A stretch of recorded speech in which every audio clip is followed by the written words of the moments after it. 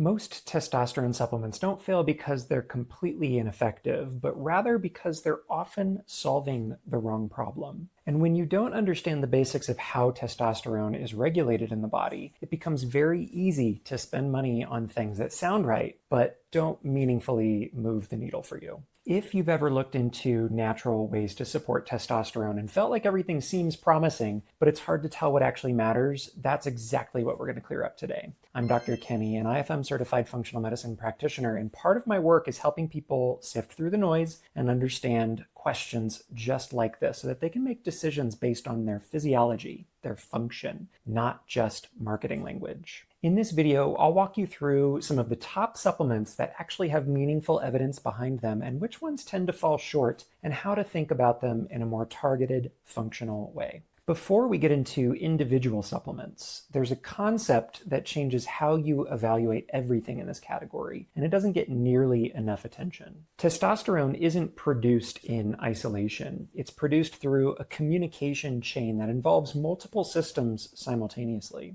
Your brain, specifically a region called the hypothalamus, sends a signal down to its neighboring pituitary gland. And that pituitary gland picks up the signal and releases two messengers called LH, or luteinizing hormone, and FSH, or follicle stimulating hormone. Those messages then travel to the testes where testosterone is actually made in the highest amounts. This whole chain is called the HPG axis, or the hypothalamus, pituitary, and gonadal axis. Here's why that matters for supplements. When you understand this three-part axis, you realize that something can fail at multiple points along that communication line and affect testosterone. The signal from the brain can be suppressed, the testes themselves can become less responsive even when the signal is arriving, or testosterone can get bound up to an inactive form or converted before it actually does much to the tissues. Most supplement marketing language skips all of this entirely and goes straight to raise your testosterone naturally. But the other questions you might ask yourself are, raise it from where, or through what mechanism, or in whose particular physiology?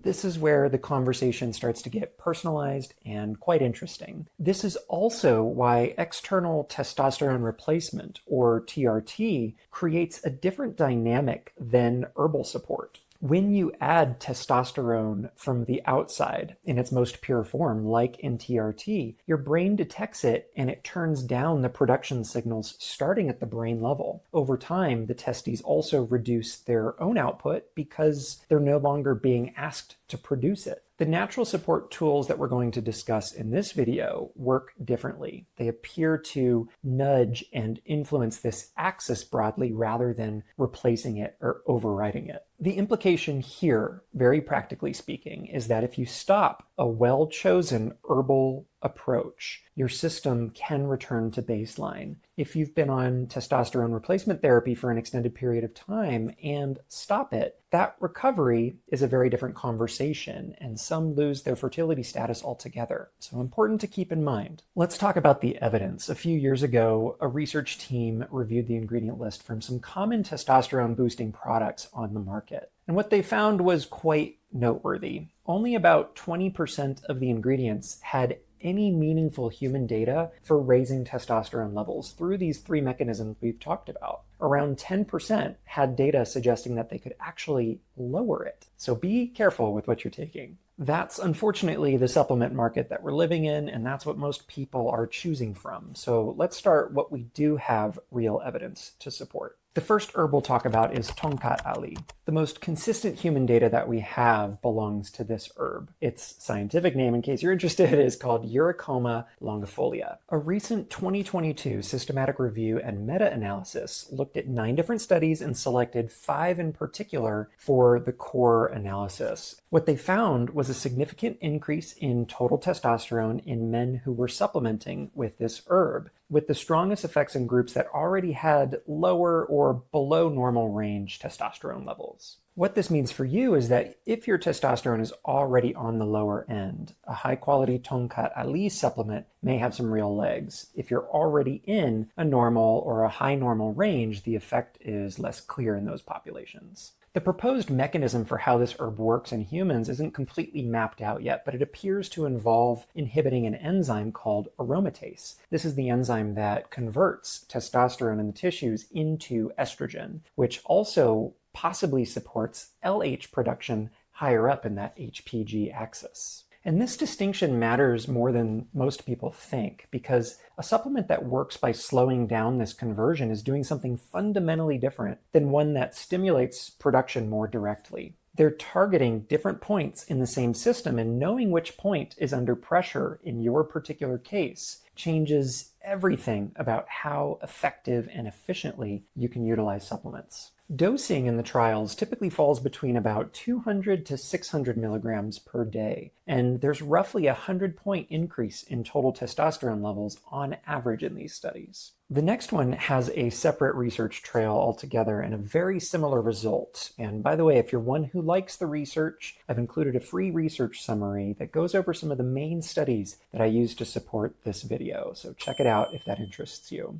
The next herb goes back to my traditional Chinese medicine training, and that is fenugreek. A 2020 meta-analysis pulled together 4 particular clinical studies that confirmed a statistically relevant effect on raising total testosterone yet again. This effect was also noted to hold up across multiple different populations in independent trials, and this matters more than a single promising study. Fenugreek appears to inhibit the same enzyme as Tongkat Ali, the aromatase enzyme. And it also interferes with 5-alpha reductase, another important enzyme that converts testosterone into DHT. The net effect on total testosterone is positive across these trials. Fenugreek dosing in these studies runs around 600 milligrams per day. Both of these herbs work through similar enough pathways that choosing one is generally a good approach rather than combining both, although there are many combination supplements out there. Here's where I want to shift the frame, because this is part of the conversation that actually changes outcomes. When someone has low normal testosterone, the first question I'm usually asking isn't which herb should we add to their treatment plan, but rather, why is their axis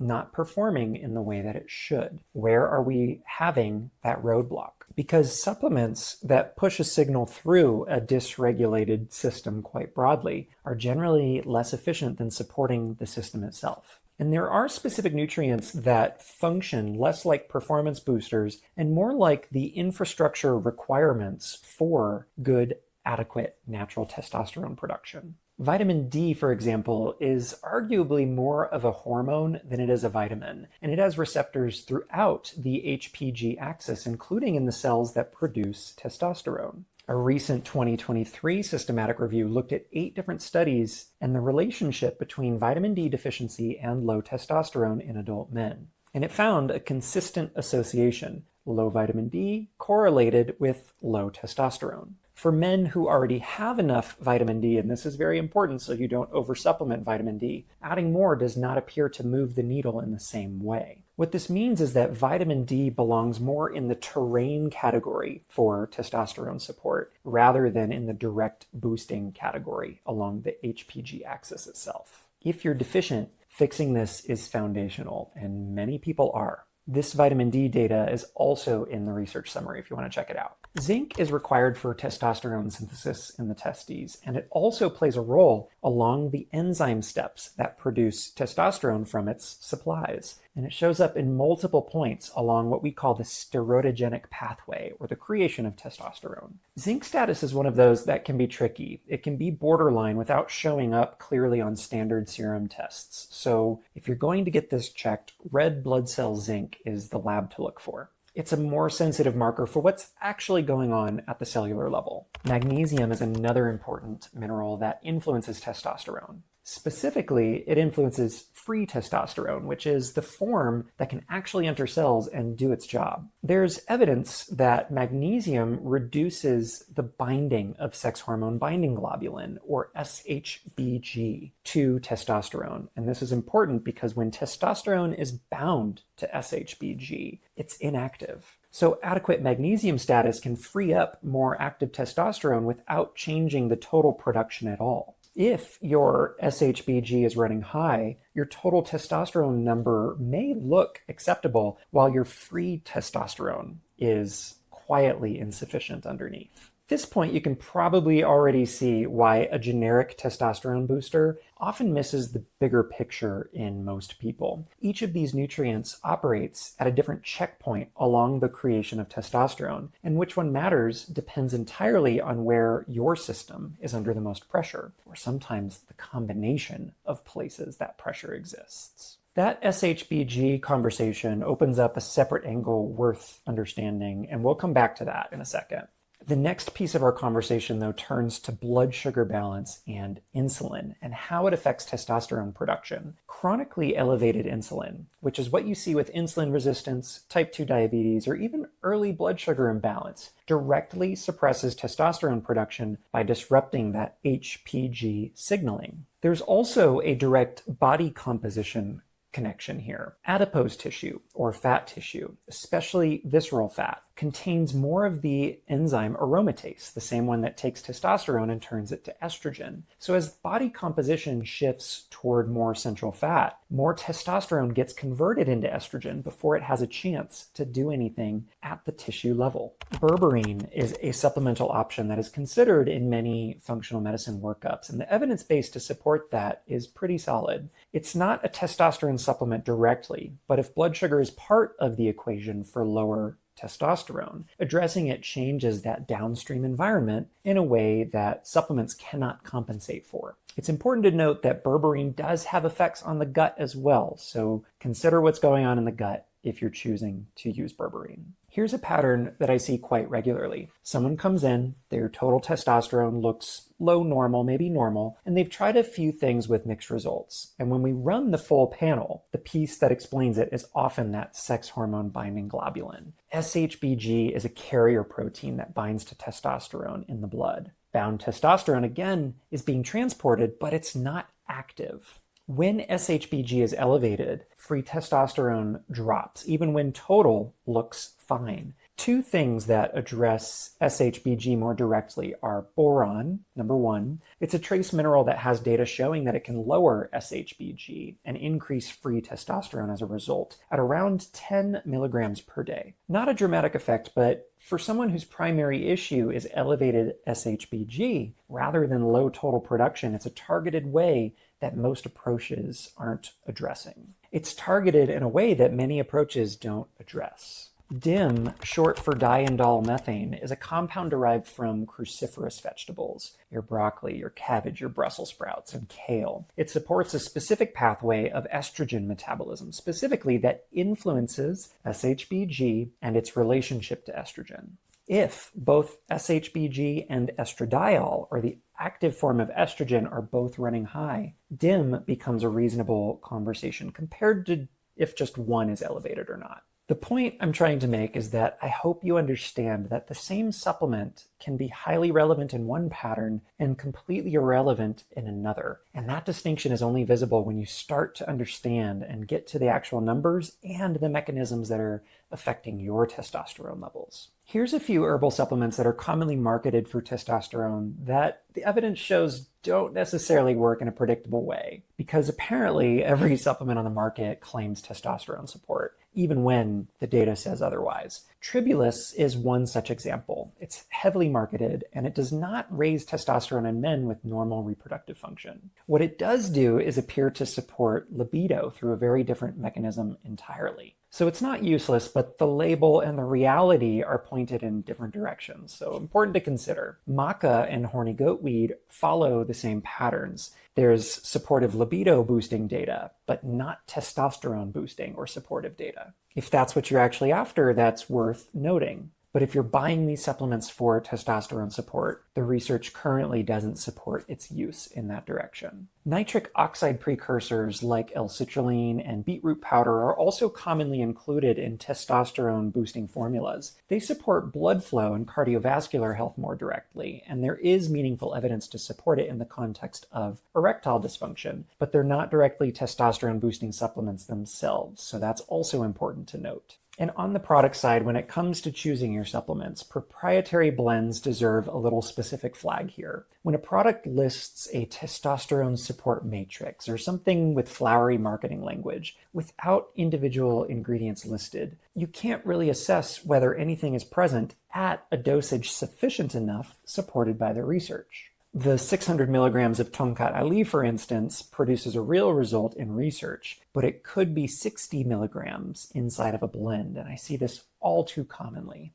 Here's how I suggest that you think about your own pattern. The framework starts with the lab picture before you start stacking supplements on top of each other. Minimum relevant markers include your total testosterone, free testosterone, sex hormone binding globulin, as well as albumin, which together lets you calculate the free and that bioavailable testosterone, which is the most active at the cellular and tissue levels. Plus, it's good to get insight in your estradiol and estrone. This combination helps to narrow in the focus and lets you better understand whether or not it's more of a production issue, a conversion issue, or a binding issue. From there, the nutrient terrain is also an important consideration. Think red blood cell magnesium, red blood cell zinc, vitamin D, and a full iron panel with saturation because iron affects oxygen delivery to the cells where testosterone is produced. You might consider adding fasting insulin, fasting glucose, and HbA1c as well for that blood sugar angle. And if stress load is part of your picture, a cortisol assessment, especially salivary cortisol testing with multiple points throughout the day, is very helpful to see what's working against you in the steroid creation pathway. And if you're in Texas, California, or Florida, and you'd like help with a structured look at your pattern, book your free Health Mystery Map call where we have a short conversation to hopefully give you a clearer sense of what next steps might look like with